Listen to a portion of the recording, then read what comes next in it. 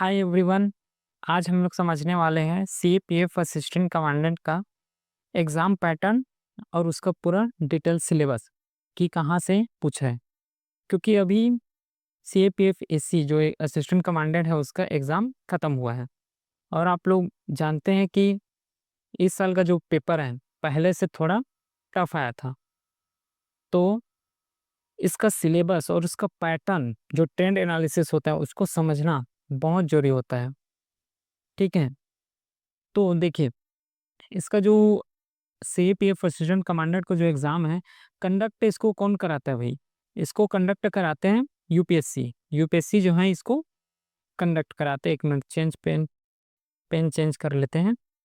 देखो, तो इसको यूपीएससी करवाते हैं और ये हर साल होने वाला होता है ना? एनुअली होता है, नेशनल लेवल का एग्ज़ाम होता है और जो इसका मोड है, मोड इसका पेन और पेपर वाला है। मोड एग्ज़ाम देंगे वो पेन और पेपर का मोड होते हैं और जो एप्लीकेशन फॉर्म होता है ऑनलाइन ही डलता है। इसका जो स्टेजेस होता है, जिस स्टेज से हमें गुजरना पड़ता है, 3 स्टेज हैं। पहला स्टेज में अपने को रिटन एग्ज़ाम देना पड़ता है, जो कि साल थोड़ा पिछले साल के अपेक्षा थोड़ा टफ आ गया है। उसके बाद फिज़िकल फिटनेस टेस्ट होता है, उसके बाद डायरेक्ट इंटरव्यू। लेकिन यहाँ पे थोड़ा ध्यान देना है, लेकिन इस साल जो 2025 का भी का एग्ज़ाम हुआ, इसमें पहले इंटरव्यू पहले होगा, उसके बाद फिज़िकल होने वाला है ना? तो इस चीज़ को थोड़ा ध्यान देना है। इसका जो नोटिफ़िकेशन आता है, नोटिफ़िकेशन आ जाता है, इरेज़ कर लेते हैं। नोटिफ़िकेशन इसका आता है वो 18 फरवरी को 2026 जो नोटिफ़िकेशन आएगा, क्योंकि इसका एनुअल कैलेंडर आ चुका है। और आगे बढ़ने से पहले हम हमारा टेलीग्राम चैनल है ना? इसको जॉइन कर लीजिएगा। ये है सीएपीएफएससी का पर्टिकुलर इसका टेलीग्राम चैनल बनाया गया है। इसमें पूरा डिटेल्स एग्ज़ाम का और पीडीएफ जितना भी क्लास नोट्स होगा उसको यहीं पे सेंड किया जाएगा। फिर आगे बढ़ते हैं। देखिए, उसके बाद जो डेट ऑफ नोटिफ़िकेशन जो आएगा वो तो 28 फरवरी को आएगा। उसका जो एग्ज़ाम डेट है, एग्ज़ाम डेट नोट कर लेना, ये है 19 जुलाई 2026 को होने वाला है। एक्सपेक्टेड कैंडिडेट हैं जो बैठते हैं एग्ज़ाम, जो फिलअप करते हैं, बोल सकते हैं बैठते तो इतना नहीं है, फिलअप करते हैं जो है 2.5 लाख अप्रॉक्स होता है। और जॉब लोकेशन जो है अक्रॉस इंडिया होता है ना? कहीं पे भी पोस्टिंग हो सकता है। और ये जो है इसका वेबसाइट है यूपीएससी का। फिर एग्ज़ाम पैटर्न समझते हैं कि 2 पेपर होगा। जो एग्ज़ाम जो सिलेक्शन प्रोसेस क्या है? पहले रिटन होने वाला है, उसके बाद इंटरव्यू होगा इस साल से, उसके बाद फिज़िकल फिटनेस होगा। तो जो रिटन टेस्ट है ना? रिटन टेस्ट हैं, रिटेन को देख लो। जो रिटन टेस्ट है,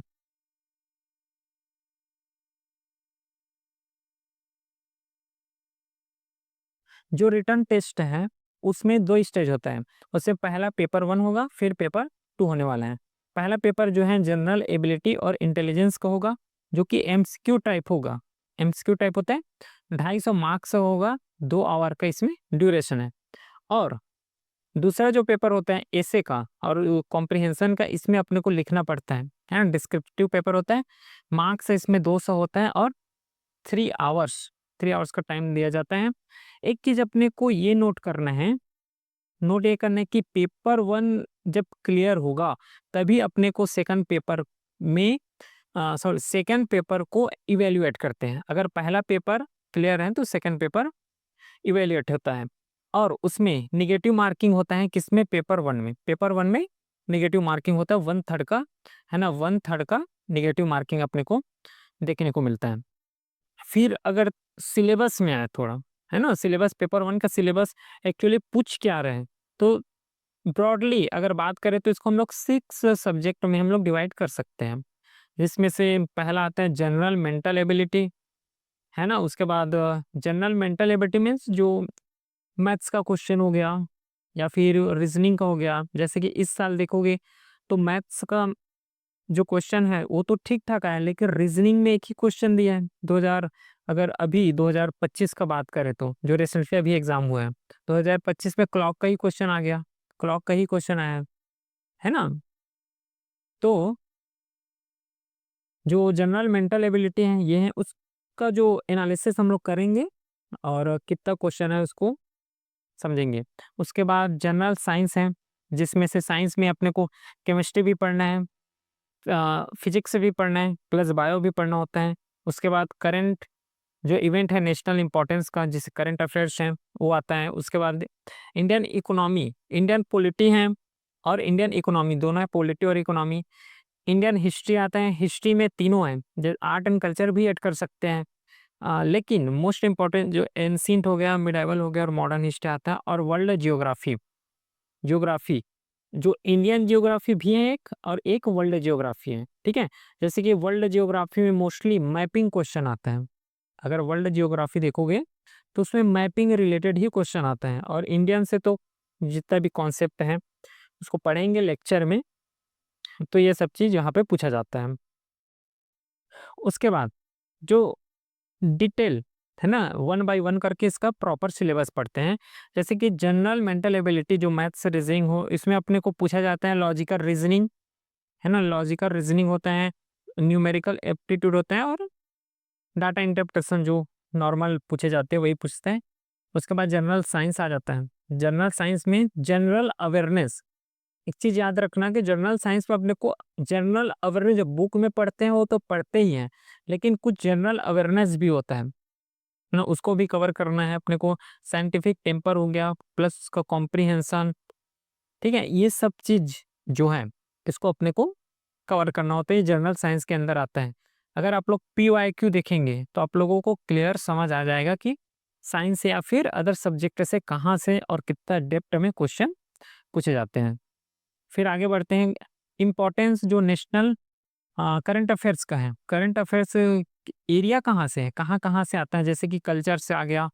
कल्चर अगर कोई कल्चर न्यूज़ में है ना, कोई डांस फोक डांस हो गया, कुछ म्यूजिक हो गया, आर्ट्स हो गया, लिटरेचर अगर कोई डिस्कवर हुआ है, या फिर इवेंट में है, न्यूज़ में है, स्पोर्ट्स से रिलेटेड हो गया, गवर्नेंस से रिलेटेड हो गया, सोसाइटल से रिलेटेड हो गया, डेवलपमेंटल इशू जैसे इंफ्रास्ट्रक्चर प्रोजेक्ट डिले हो गया, इस सब चीज़ से जो इसके अंदर आता है, डेवलपमेंटल इशू हो गया, है ना, इंडस्ट्रीज हो गया, बिजनेस से रिलेटेड ग्लोबलाइजेशन हो गया, इन सब चीज़ से यहाँ पर जो करंट अफेयर्स है उसको पूछा जाता है।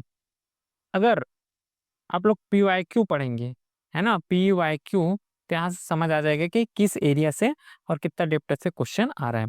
प्लस अगर इंडियन पॉलिटी और इकोनॉमी का देखा जाए तो पॉलिटी में नॉर्मल कॉन्स्टिट्यूशन हो गया, पूरा सोसाइटल सिस्टम हो गया, इन सब चीज़ से क्वेश्चन पूछे जाते हैं। और पॉलिटी तो है ही है, इकोनॉमी में अपने को अप्लाइड बेस्ड क्वेश्चन ज़्यादा देखने को मिलता है, इसको हम लोग PYQ करेंगे, इसका तो बेटर अंडरस्टैंडिंग होगा। लेकिन यहाँ पर अभी फिलहाल के लिए अपने को ये समझना है कि पॉलिटी भी आता है, इकोनॉमी भी पूछा जाता है। इंडियन हिस्ट्री में अपने को तीनों, चाहे एंशिएंट हो गया, मॉडर्न हो गया और मिडाइवल हो गया, उसमें बेसिकली अपने को कवर कौन सा डायमेंशन से करना है, क्योंकि हिस्ट्री फास्ट है ना, तो अपने को कवर करना है। जैसे कि सोसाइटल हो गया, उसका सोसाइटल एस्पेक्ट को लेके चलना है, इकोनॉमिक हो गया, पॉलिटिकल एस्पेक्ट हो गया, ये जितना भी एक्सपेक्ट है। जैसे मॉडर्न में अगर आए तो नेशनलिज्म को देख सकते हैं, फ्रीडम मूवमेंट जितना भी हुआ, फ्रीडम फाइटर्स हो गया, चाहे 1857।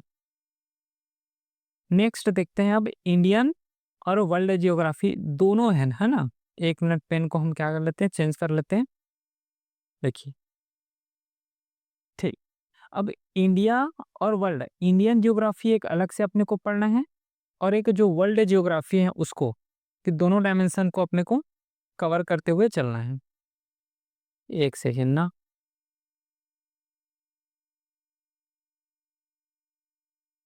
ठीक है। तो इंडियन जियोग्राफी अलग से करना है और एक वर्ल्ड जियोग्राफी भी अपने को करना है। इंडियन जियोग्राफी में अपने को तो ठीक है, यहाँ से कॉन्सेप्ट जितना भी है, इंडियन जियोग्राफी जितना पढ़ते हैं वहाँ से आएगा। वर्ल्ड जियोग्राफी में स्पेशली मैपिंग साइड ज़्यादा फोकस रहता है UPSC का, तो मैपिंग साइड में अपने को ध्यान देना है, जो कि वर्ल्ड जियोग्राफी है। यहाँ पर बोला है कि जो क्वेश्चन आएगा कहाँ से आएगा, फिजिकल, फिजिकल जैसे कि माउंटेन हो गया, माउंटेन रेंजेस हो गया, जितना भी फिजिकल पैटर्न है उससे रिलेटेड आएगा।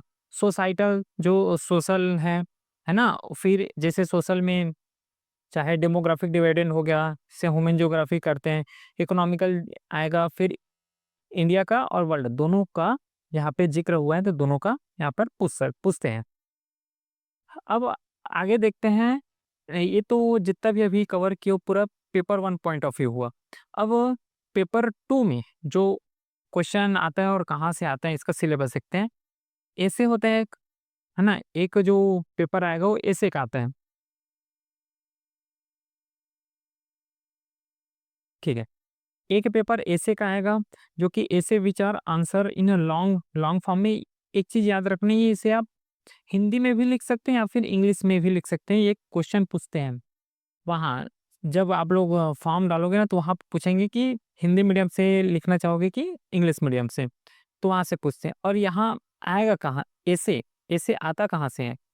मेनली अगर देखा जाए तो ये करंट बेस्ड होता है। जितना भी ऐसे आता है अभी वो करंट बेस्ड ही आता है। जैसे कि यहाँ पर टॉपिक बोला है कि मॉडर्न हिस्ट्री हो गया, फ्रीडम स्ट्रगल जो भी हो गया, geography, polity, economy, knowledge of and analytical ability, यहाँ सबसे क्वेश्चन पूछे जाते हैं। फिर उसी में कॉम्प्रिहेंशन आता है, प्रिसिज राइटिंग करना होता है, फिर लैंग्वेज स्किल आ जाता है। लैंग्वेज में जैसे कि डुएस डायरेक्टेड हो गया, है ना भाई, चेंज कर हो गया, जैसे voice, active voice, passive voice, ये सब चीज यहाँ पे आता है। जिसे ओनली केवल इंग्लिश में ही हम लोग लिख सकते हैं। 120 मार्क्स का ये होता है। ठीक है। इसमें सिंपल ग्रामर पूछते हैं, आर्गुमेंट पूछते हैं, है ना, काउंटर आर्गुमेंट हो गया, और अलग एस्पेक्ट जो भी होता है वो सब चीज को यहाँ पे कवर किया जाता है। फिर अब जैसे रिटन टेस्ट हो गया, रिटन के बाद ना, रिटन तो अपन हो गया, रिटन में क्वालिफाई हो गया, उसके बाद पीटी होता है। लेकिन इस साल से पहले इंटरव्यू होगा, पहले होगा यहाँ पे इंटरव्यू, उसके बाद पीटी होने वाला है, उसके बाद पीटी होगा। तो पीटी में क्या क्या होने वाला है, जैसे कि मेल के लिए अगर देखा जाए 100 मीटर रेस होगा जिसे 60 सेकेंड में कवर करना होगा। फीमेल के लिए वही 18 सेकेंड होता है। 8 मीटर का रेस होगा जिसे 3 मिनट 45 सेकेंड में कवर करना है, और फीमेल के लिए 4 मिनट 45 सेकेंड का होता है। लॉन्ग जंप कितना होता है? 3.5 मीटर, जिसे 3 चांस दिए जाते हैं। अगर एक बार में नहीं हो तो सेकंड टाइम हो गया या थर्ड टाइम कर लिए ऐसा। और फीमेल के लिए होता है 3 मीटर होते हैं, इसको भी 3 चांस दिए जाते हैं। और शॉर्ट पुट हो गया कितना है? 7.26 का 4.5 मीटर मेल के लिए है और फीमेल के लिए नहीं है, फीमेल के लिए नन है, मतलब नहीं है इसके लिए। आगे बढ़ते हैं, ये तो हो गया। फिर इंटरव्यू, ये सेकेंड सेकेंड स्टेज होगा इस साल से। तो इस तरीका से हम लोग पूरे कवर किए हैं कि क्या आता है क्या नहीं आता है। अगर कोई डाउट हो गया फिर कोई क्वेरी हो, ये व्हाट्सअप नंबर यहाँ पर आप